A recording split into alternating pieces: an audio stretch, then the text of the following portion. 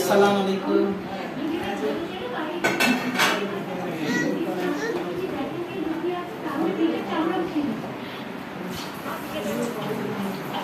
আমি মাঠে ল্যাভেন্ডার, আমি হর্টেনশিয়া।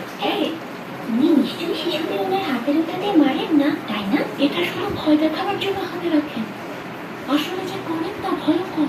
যেমন গতকাল দ্বিতীয় শ্রেণীতে মিস ট্রান্সফার প্রতি সপ্তাহের মতো শ্রেণীকক্ষে আসলে শিক্ষকদের শেখানোর জন্য যে কি করে শিশুদের সামলাবে, আর তখন জুলিয়াস আইন দেখতে পারলেন।